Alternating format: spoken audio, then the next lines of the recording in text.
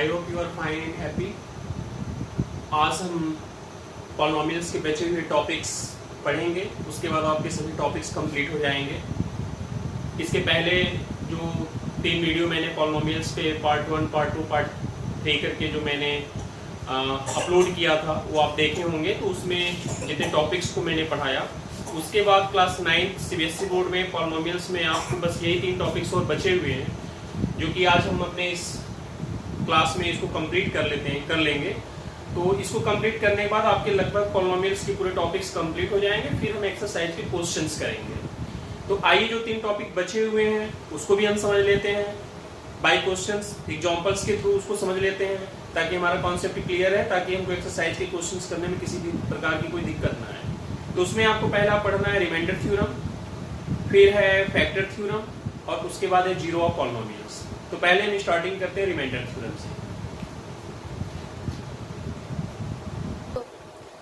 यहाँ पे आप देखें रिमाइंडर थ्योरम में क्या चीज होता है कि when A polynomials px is divided in linear polynomials, then the remainder will be p bracket में a.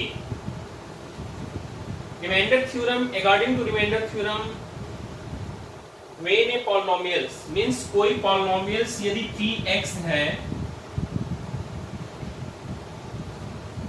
और उसको एक लीनियर पॉलिनोमियल्स से जब हम डिवाइड करेंगे, वो लीनियर पॉलिनोमियल्स मान लीजिए x माइनस a है। लीनियर पॉलिनोमियल्स किसको कहते हैं? ऐसा पॉलिनोमियल्स जिसमें कांस्टेंट भी हो, वेरिएबल भी हो, लेकिन उसकी डिग्री 1 हो। मैंने आपको फर्स्ट वीडियो या सेकंड वीडियो में मैंने बताया है कि पॉलिनोमियल्स कितने टाइप्स के होते हैं। लीनियर पॉलिनोमियल्स की डिग्री 1 होती है। तो कोई पॉलिनोमियल्स हो और उसमें जब हम किसी लीनियर पॉलिनोमियल से डिवाइड करें, मींस जिसकी डिग्री 1 हो, तो उस कंडीशन में रिमाइंडर थ्योरम के अनुसार यदि हमारा कोशेंट qx आ रहा हो तो उसका रिमाइंडर जो होगा वो pa होगा। ये रिमाइंडर थ्योरम में कहा जा रहा है कि यदि x माइनस a से आप डिवाइड करते हैं या किसी लीनियर पॉलिनोमियल से px को डिवाइड करते हैं, तो उस कंडीशन में हमारा रिमाइंडर pa होगा। इसका क्या मतलब हुआ? रिमाइंडर थ्योरम के अकॉर्डिंग ऐसा कहा जा रहा है कि यदि px पॉलिनोमियल्स में हम x माइनस a मीन्स ये gx की वैल्यू हो गई, ये px ऑलरेडी है, लीनियर पॉलिनोमियल से डिवाइड करेंगे तो हमारा रिमाइंडर pa होगा। और आप किसी भी ऐसे पॉलिनोमियल्स में जिसमें किसी लीनियर पॉलिनोमियल से डिवाइड किया जा रहा है, तो उसके रिमाइंडर को pa पुट करके या pa मान करके आप क्वेश्चंस को सॉल्व कर सकते हैं। ऐसा इस रिमाइंडर थ्योरम में बोला जा रहा है। इसका क्या यूज है, मतलब इसका क्या फायदा है इस थ्योरम का, हम आगे क्वेश्चन जब करेंगे तो आपको इसका बेनिफिट पता चलेगा कि इस रिमाइंडर थ्योरम के अकॉर्डिंग चलने से या इस आपके रिमाइंडर थ्योरम जो बताया जा रहा है उसको यदि हम मान लेते हैं तो उससे हमको क्वेश्चंस को करने में कितनी आसानी होगी। आइए इसको एक एग्जांपल से हम समझते हैं। अब आप देखें ये क्वेश्चंस है। अब यहाँ पे हम रिमाइंडर थ्योरम के बेनिफिट को समझेंगे कि रिमाइंडर थ्योरम में जो बताया जा रहा है या जो कहा जा रहा है, यदि उसको हम लेट करते हैं, मानते हैं, तो उसका हमको कितना बेनिफिट मिलता है। जैसे according to remainder theorem this, यदि कोई ये आपका gx लीनियर पॉलिनोमियल्स है और इसको इस पॉलिनोमियल्स में हम डिवाइड कर रहे हैं, हमारा qx रिमाइंडर आ रहा है, तो हमारा जो रिमाइंडर है वो pa होगा। According to remainder theorem this statement को बोला जा रहा है कि यदि px कोई पॉलिनोमियल्स है और उसमें हम किसी लीनियर पॉलिनोमियल से जब हम डिवाइड करेंगे और qx हमारा कोशेंट आएगा, तो हमारा रिमाइंडर pa होगा विल बी पीए होगा ये। तो अब जैसे एक क्वेश्चन ये है तो इसको दो मेथड से सॉल्व किया जा सकता है। जो हम पहले से जानते हैं कि यदि ये एक px ये आपका पॉलिनोमियल्स दिया हुआ है और दूसरे पॉलिनोमियल्स से डिवाइड करना है, तो इसको डिवाइड करने के बाद जो मिलेगा वो मेरा रिमाइंडर होगा। लेकिन जब हम इस पूरे क्वेश्चंस को डिवाइड मेथड से जब सॉल्व करेंगे तब हमको उसका रिमाइंडर मिलेगा। लेकिन रिमाइंडर थ्योरम के अकॉर्डिंग हम चलेंगे तो पीए की वैल्यू या रिमाइंडर की वैल्यू हमें बहुत आसानी से मिल जाएगी। पूरे डिवाइड प्रोसेस को हमको करना नहीं पड़ेगा। तो इसको हम दोनों मेथड से चेक कर लेते हैं कि क्या दोनों से वैल्यू सेम आएगी। तो आइए एक बार पहले हम पॉलिनोमियल्स की डिवाइड मेथड से इस क्वेश्चंस को सॉल्व करके देखते हैं कि इसकी रिमाइंडर की वैल्यू क्या आती है।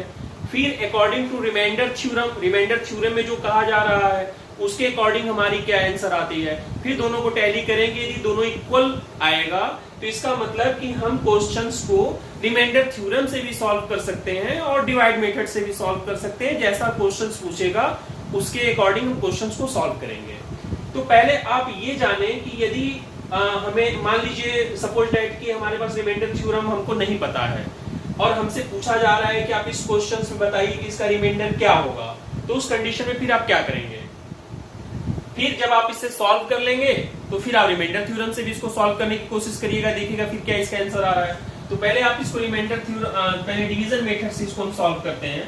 तो डिवीजन मेथड से जब हम इसको सॉल्व करेंगे तो सिंपल जो डिवीजन होता है वैसे हम पहले इसको सॉल्व करेंगे जिस तरह डिवीजन किया जाता है। तो जब आपको डिवीजन सॉल्व करेंगे तो आपको इसके पहले वाले वीडियो में मैंने बताया था कि डिवीजन करते समय क्या चीज ध्यान देना होता है कि पहले हमको ये क्लियर करना होगा कि ये जो पॉलिनोमियल्स यहाँ पे लिखा हुआ है इसका जो फर्स्ट टर्म है इसमें हम क्या चीज मल्टीप्लाई करें कि वो हमारा x क्यूब के इक्वल हो जाए।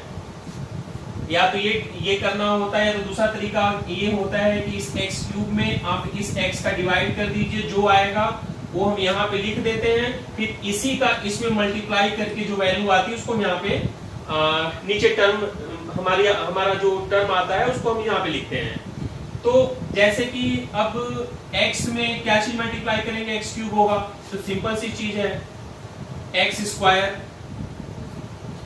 फिर x स्क्वायर का हम मल्टीप्लाई करेंगे इन दोनों टर्म में तो ये हमारा हो जाएगा x cube minus x square. अब इसको आप सॉल्व करेंगे तो यहाँ पे साइन कोई साइन नहीं है तो यहाँ पे साइन हम प्लस इसका होता है तो यहाँ पे माइनस हो जाएगा, इसका अपोजिट यहाँ पे माइनस है तो इसका प्लस हो जाएगा, ये दोनों कैंसिल हो जाएगा।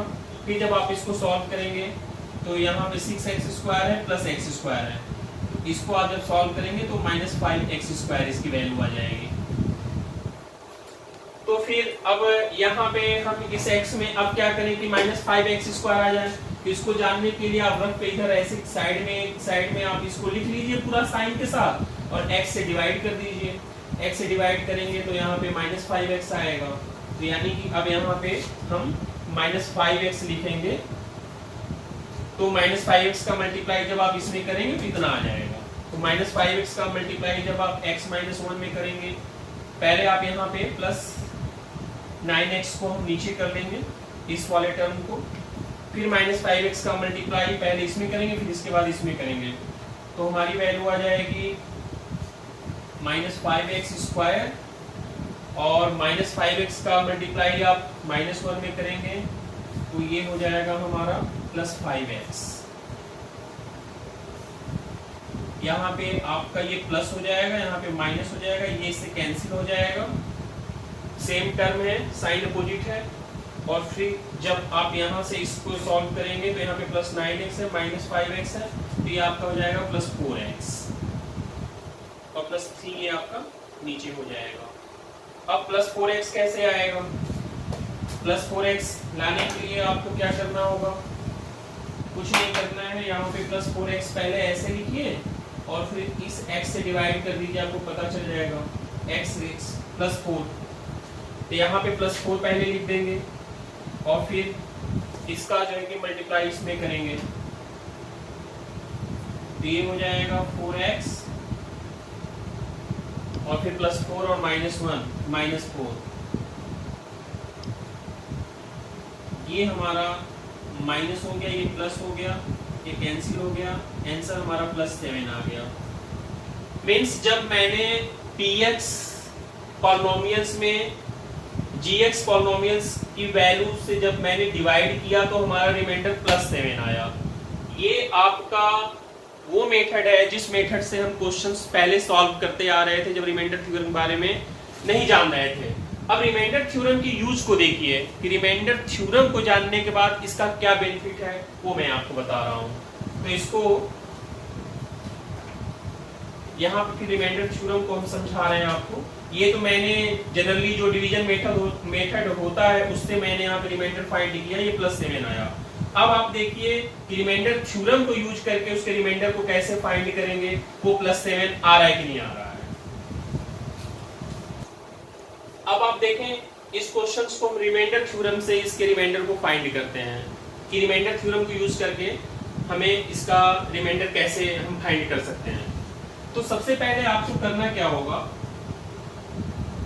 जैसे देखिए according to remainder theorem gx, ये gx की वैल्यू यहाँ पे लिखी हुई है, ये एक लीनियर पॉलिनोमियल्स है और ये px की वैल्यू यहाँ पे लिखी हुई है। तो according to remainder theorem when px divided by gx, जब हम px को gx से डिवाइडेड करेंगे तो हमारा pa रिमाइंडर आएगा, pa रिमाइंडर। तो यदि हम px को gx से डिवाइड करेंगे तो हमारा pa रिमाइंडर आएगा, means pa equal to question marks, क्योंकि अभी ये हमको पता नहीं है इस क्वेश्चंस में। तो अब आप देखें कि ये pa की वैल्यू निकलेगी कैसे। पहले pa की वैल्यू हम जब जानेंगे कि ये निकलेगा कैसे, तब हमको पता चल पाएगा कि रिमाइंडर थ्योरम यूज करके तब हम जान पाएंगे कि इसका रिमाइंडर कितना होगा। तो इसमें एक चीज आप ऐसे समझें कि जो x की वैल्यू होगी, x की वैल्यू जो आएगी वही a की वैल्यू होगी। फिर से समझे मैं क्या कह रहा हूं। हमारे कहने का ये मतलब है कि रिमाइंडर थ्योरम से आपको रिमाइंडर निकालने के लिए आपको पहले pa की वैल्यू फाइंड करनी होगी। रिमाइंडर थ्योरम से आपको किसी भी पॉलिनोमियल्स का रिमाइंडर निकालने के लिए पहले pa की वैल्यू फाइंड करनी होगी। pa means r, pa means remainder, यहाँ पे pa का सेंस रिमाइंडर से है। तो रिमाइंडर निकालने के लिए हमको पहले pa की वैल्यू निकालनी होगी। तो वो मैं बता रहा हूं कि pa की वैल्यू आप फाइंड कैसे करेंगे, कैसे आपको pa की वैल्यू मिलेगी। तो pa की वैल्यू फाइंड करने के लिए हमें करना क्या होगा कि यदि यहाँ पे हमें x की वैल्यू पता चल जाए कि x की वैल्यू क्या है, तो जो x की वैल्यू आएगी वही हमारी a की वैल्यू होगी। तो x की वैल्यू पता कैसे चलेगी, तो x की वैल्यू आप px और gx को देखिए, तो gx से हमको बहुत आसानी से x की वैल्यू फाइंड हो सकती है। कैसे, जैसे यहां पे gx इक्वल टू लिखा है x-1, ठीक है। हम मान लें gx equal to 0, gx equal to यदि हम 0 मान लेते हैं तो फिर हम इसको क्या लिख सकते हैं, gx की वैल्यू यहाँ पे है x-1, यहाँ पे gx की वैल्यू x-1 है, तो gx की जगह पे मैंने x-1 पुट कर दिया, इक्वल टू 0 हो गया। तो यहाँ पे x की वैल्यू आ गई 1। अब आप x की वैल्यू को इस पॉलिनोमियल से फाइंड करने की कोशिश करेंगे तो बहुत ही टिपिकल मेथड हो जाएगा। सबसे आसान तरीका होता है कि gx इक्वल टू 0 लिख करके आप x की वैल्यू फाइंड कर लीजिए, और जो x की वैल्यू आएगी वही a की वैल्यू होगी। तो हमने x-1 इक्वल टू जब 0 कर दिया तो x इक्वल टू 1 आ गया। तो ये जो x की वैल्यू आई है यही हमारी a की वैल्यू है। इस चीज को आप समझ लें कि जो x की वैल्यू आएगी वही हमारी a की वैल्यू होगी। तो अब इस क्वेश्चंस में हमारा जो रिमाइंडर होगा वो क्या होगा, px को gx से डिवाइड करने पे रिमाइंडर हमारा pa होगा, pa, ठीक है। तो अब हमारा pa, a की वैल्यू हमको यहां से 1 मिल गया, तो अब हम यहां पे a की जगह पे 1 लिख सकते हैं। According to remainder theorem px को जब gx से डिवाइड करेंगे तो हमारा रिमाइंडर p1 होगा, लेकिन p1 होगा, लेकिन p1 की वैल्यू आपको अभी निकालनी है। जो p1 की वैल्यू आएगी वही रिमाइंडर होगा, और p1 की वैल्यू निकलेगी px में जहां जहां पे x है वहां वहां पे इसकी वैल्यू 1 आप पुट करेंगे, 1 की वैल्यू पुट करेंगे, तब आपको पता चलेगा कि इसका रिमाइंडर क्या होगा। हमारे कहने के देखिए ये मतलब है, ये चीज तो आपको समझ में आ गया होगा कि हमें कभी भी हमें रिमाइंडर निकालने के लिए पहले हमको x की वैल्यू फाइंड करनी होगी, और x की वैल्यू फाइंड करने के लिए सबसे आसान तरीका है कि हम gx इक्वल टू 0 लिख दें, फिर हमें x माइनस 1 की वैल्यू को पुट करके यहाँ से x की वैल्यू निकाल लें, और x की वैल्यू जो आएगी वही हमारी a की वैल्यू होगी। तो a की वैल्यू आपने मान लीजिए यहाँ पे निकाल लिया। अब आगे देखिए, इसको आप ऐसे और क्या लिख सकते हैं, यहाँ पे भी आप 1 मान लीजिए, मत लिखिए, आप यहाँ पे एक साइड आप लिख लीजिए कि gx, यहाँ पे आप ऐसे लिख सकते हैं 0 equal to x minus 1, x equal to 1। यहाँ पे x की वैल्यू 1 आ गई, और x की वैल्यू ही आपकी a की वैल्यू होगी, इसको आप ऐसे लिख सकते हैं। तो जब हमारी a की वैल्यू फाइंड हो गई, तो इस क्वेश्चन में ये कहा जा रहा है कि जब gx को px से डिवाइड करेंगे तो रिमाइंडर pa होगा। तो कहने का ये मतलब है कि pa इक्वल टू, और क्या लिख सकते हैं, pa इक्वल टू, जैसे px इक्वल टू, पहले बताइए px इक्वल टू यहाँ पे क्या दिया हुआ है, px इक्वल टू ऊपर का पॉलिनोमियल्स दिया हुआ है x power 3 minus 6x square plus 9x plus 3। अब इसमें आपको रिमाइंडर थ्योरम से रिमाइंडर निकालने के लिए करना क्या होगा कि px में जहां जहां x है वहां वहां पे आप a लिख देंगे, क्योंकि जब आप a लिखेंगे तो ये रिमाइंडर हो जाएगा, क्योंकि pa को हम रिमाइंडर कर रहे हैं, pa की जो वैल्यू आएगी वो रिमाइंडर की वैल्यू होगी। तो जब pa आप इसको यहाँ पे लिख देंगे तो जहां जहां पे ये वेरिएबल x है वहां वहां पे हम a लिखेंगे। तो इसको आप लिख सकते हैं power 3 minus 6a power a square plus 9a plus 3, ठीक। अब जो हमारी a की वैल्यू फाइंड हुई है 1, अब उसको आप पुट कर दीजिए यहाँ पे, p1 इक्वल टू 1 के power 3 minus 6 1 square plus 9 multiply by 1 plus 3। इसको सॉल्व करेंगे तो क्या आ जाएगा, 1 माइनस 6 प्लस 9 प्लस 3। अब आप देखें प्लस 9 प्लस 3 प्लस 1, यहाँ पे कोई साइन नहीं है, तो इसका मतलब कि ये प्लस 1 है, ये तीनों ऐड हो जाएंगे, तो ये आपका हो जाएगा 13 माइनस 6 इक्वल टू 7। देखें आप, ये रिमाइंडर थ्योरम से भी आपने रिमाइंडर निकाला तो उसका भी रिमाइंडर 7 आ रहा है, और आप जब डिवीजन मेथड से क्वेश्चंस को सॉल्व करके रिमाइंडर निकाले तब भी उस कंडीशन में आपका रिमाइंडर 7 आ रहा था।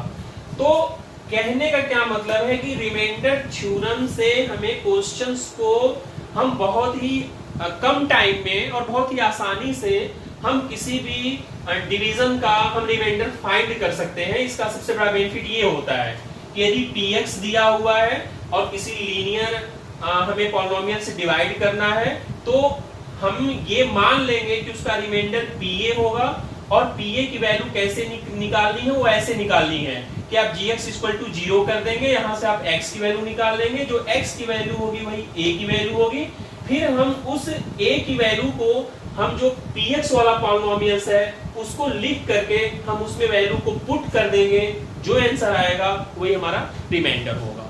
ये रिमाइंडर थ्योरम को आप जाने, और रिमाइंडर थ्योरम से क्वेश्चंस को आसान तरीके से कैसे आप सॉल्व कर सकते हैं, इसके तरीके को मैंने आपको बताया। इस तरीके से आपके बहुत से क्वेश्चंस आएंगे जिसमें आपको पूछा जाएगा कि ये px की वैल्यू इतनी है, gx की वैल्यू इतनी है। तो किसी क्वेश्चंस में ये ऐसे भी मतलब आता है कि आप डिवीजन मेथड से इसके रिमाइंडर को बताइए, और कभी कभी ये भी आता है कि रिमाइंडर थ्योरम का यूज करके बताइए कि इसका रिमाइंडर कितना होगा। तो इस तरीके के जितने भी क्वेश्चंस हैं आप इस तरीके से इसको बहुत आसानी से सॉल्व कर लेंगे, और बहुत से क्वेश्चन तो मैं एक्सरसाइज में आपको कराऊंगा। आइए अब नेक्स्ट टॉपिक हम पढ़ते हैं, फैक्टर थ्योरम। देखिए फैक्टर थ्योरम क्या होता है। फैक्टर थ्योरम और रिमाइंडर थ्योरम का स्टेटमेंट वही है, बस इसमें आपको समझ लेना है कि फैक्टर थ्योरम के अकॉर्डिंग क्या चीजें होती हैं। फैक्टर थ्योरम में भी मैंने वही चीज लिखा है कि late px be a polynomials divided by linear polynomials, जो भी मैंने पहले पढ़ाया इसके x minus a, then the remainder will be pa, उसका रिमाइंडर pa होगा, then we have, तब हमारे पास क्या हो सकता है फैक्टर थ्योरम के अकॉर्डिंग। जैसे आप देखें फर्स्ट केस है डिवीजन एल्गोरिथम, आपने पढ़ा होगा, जो मैंने इसके पहले वाले चैप्टर्स में आपको पहले वाले वीडियो मैंने पढ़ाया था। According to division algorithm px कोई पॉलिनोमियल्स है, और जब हम उसको gx से डिवाइड करते हैं तो qx रिमाइंडर आता है,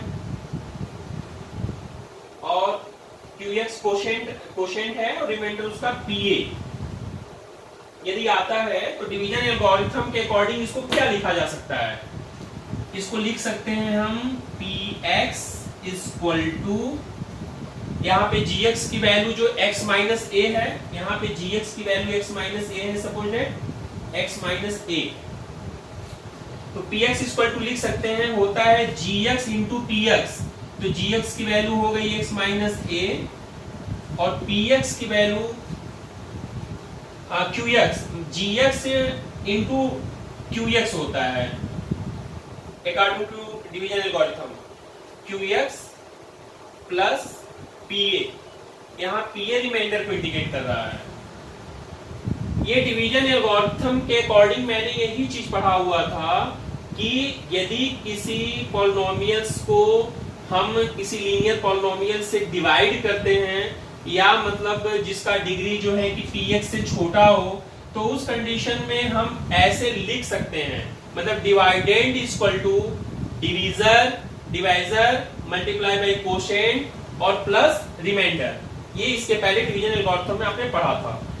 इसमें मैंने क्या किया कि जो ये मैंने स्टेटमेंट लिखा है उसके अकॉर्डिंग मैंने इसमें वैल्यू पुट कर दिया। जैसे मींस मान लिया late px be a polynomials divided by linear polynomials x minus a, ये px हो गया, इसको मैंने x minus a से डिवाइड किया, qx उसका कोशेंट आया और रिमाइंडर उसका pa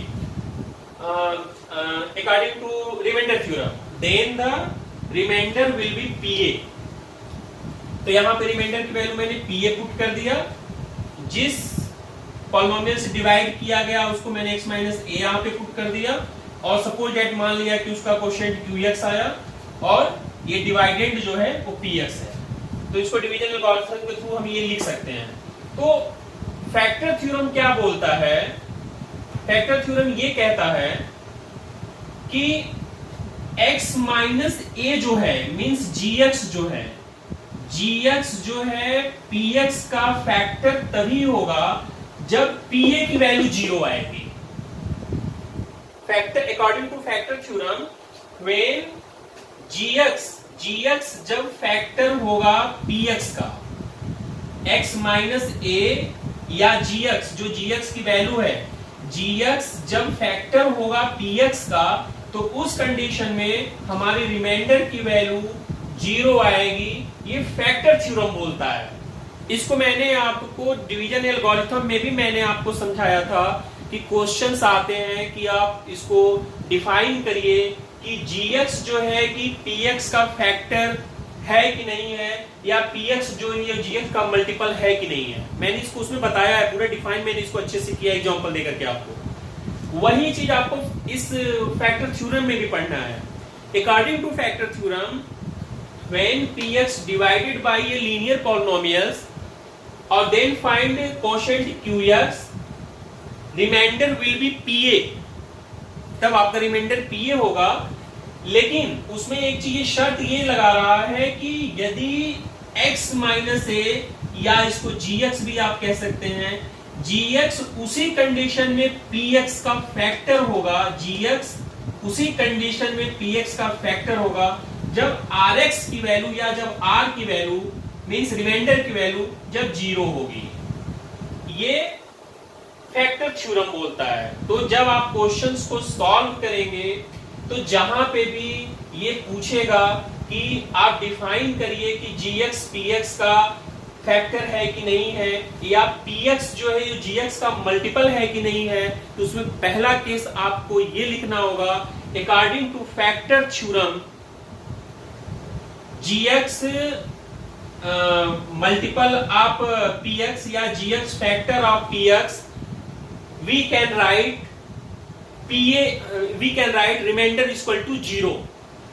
ये आप लिख करके तब क्वेश्चंस को सॉल्व करेंगे, वहां पे आप r की वैल्यू को 0 दिखा करके सॉल्व करेंगे। यदि क्वेश्चंस को सॉल्व करने के बाद रिमाइंडर की वैल्यू 0 आती है तभी ये प्रूफ होगा कि gx आपके px का फैक्टर होगा। यही आपको फैक्टर ऑफ थ्योरम में पढ़ना है, इसमें कुछ नहीं अलग से है, इसमें वही चीजें हैं। ये रिमाइंडर थ्योरम का स्टेटमेंट भी वही है, उसको डिवीजन एल्गोरिथम का जो हमने पढ़ा था, डिवीजन एल्गोरिथम में जिस रूल्स को मैंने पढ़ा था उसको मैंने यहाँ पे लिख दिया, वैल्यू को पुट कर दिया, और फैक्टर थ्योरम क्या कहता है उसको मैंने बता दिया कि gx जो है px का उसी कंडीशन में फैक्टर होगा जब हमारा रिमाइंडर 0 होगा। अब आप ये टॉपिक समझ जा रहे हैं, अब जब आपको समझ में आ गया तो इसका बहुत बेनिफिट आपको मिलेगा क्वेश्चंस को करने में। जब आप आगे क्वेश्चंस करेंगे तो आपके दिमाग में ये बातें नहीं आएंगी कि यहाँ पे मैंने r इक्वल टू 0 क्यों कर दिया, क्योंकि जब आप यहाँ पे टॉपिक समझ ले रहे हैं कि r इक्वल टू 0 क्यों किया जाएगा, या इसके पहले जो मैंने अभी क्वेश्चंस आपको समझाया रिमाइंडर थ्योरम में कि gx इक्वल टू 0 क्यों लिखेंगे, x की वैल्यू क्यों निकालेंगे पीए की वैल्यू को फाइंड करने के लिए, तो फिर जब आप इन टॉपिक्स को अभी समझ ले रहे हैं तो आपको आगे क्वेश्चंस करने में फिर आपके दिमाग में कोई भी कंफ्यूजन नहीं रहेगा कि यहाँ पे gx इक्वल टू 0 क्यों लिखा जा रहा है, x की वैल्यू क्यों निकाली जा रही है, पीए की वैल्यू फाइंड करने के लिए निकाली जा रही है।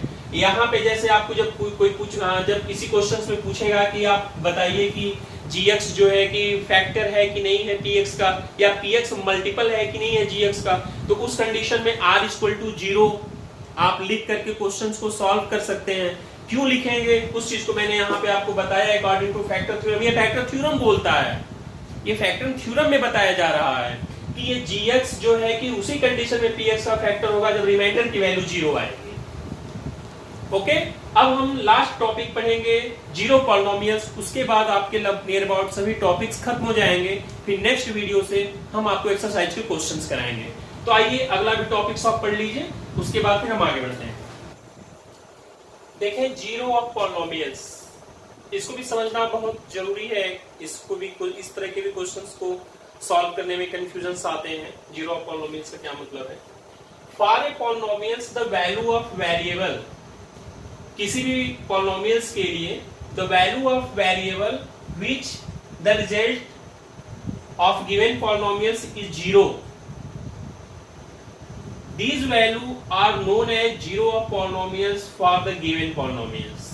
क्या इसका मतलब है, क्या हम कहना चाह रहे हैं, इसको आप समझें कि यदि कोई दिया हुआ पॉलिनोमियल्स है और उसमें जो वेरिएबल लिखा हुआ है, यदि कोई पॉलिनोमियल्स दिया हुआ है उसमें यदि जो वेरिएबल्स यूज किया गया, जो वेरिएबल्स लिखा हुआ है, यदि उस वेरिएबल की वैल्यू को पुट करने के बाद, उस वेरिएबल की वैल्यू किसी न्यूमेरिक नंबर को पुट करने के बाद पूरे पॉलिनोमियल्स का रिजल्ट यदि 0 आ जाता है, तो उस न्यूमेरिक नंबर को उस पॉलिनोमियल्स का जीरो ऑफ पॉलिनोमियल्स कहा जाएगा।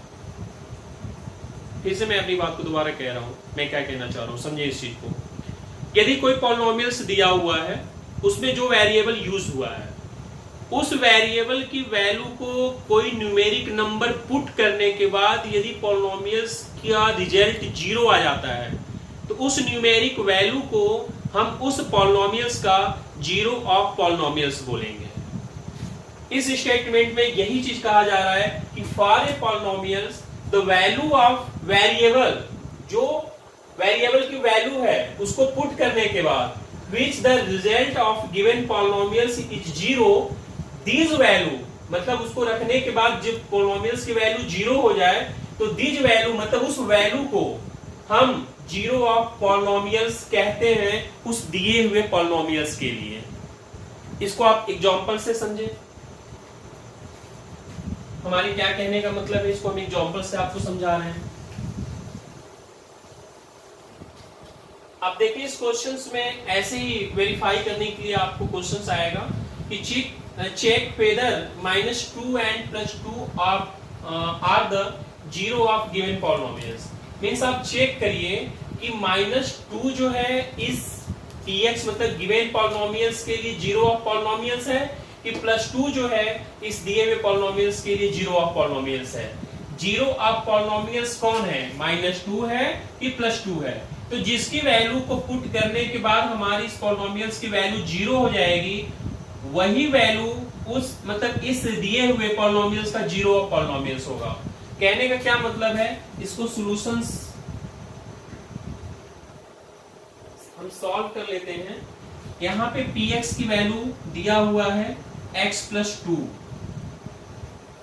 अब यहां पे पहले हम x की जगह पे -2 वैल्यू पुट करते हैं, दिया हुआ वेरिएबल मतलब जो वेरिएबल की वैल्यू है पहले उसमें -2 पुट करते हैं। तो जब हम -2 पुट करेंगे यहाँ पे तो -2 और +2 ये कैंसिल हो गया, इसकी वैल्यू 0 आ गई। ठीक, यहाँ पे x के जगह पे भी आप -2 लिख देंगे, जहां जहां पे x रहेगा वहां पे आप -2 पुट कर देंगे। तो -2 जब मैंने पुट किया तो इस दिए हुए पॉलिनोमियल्स की वैल्यू 0 हो गई। तो हम लिखेंगे -2 is the zero of polynomials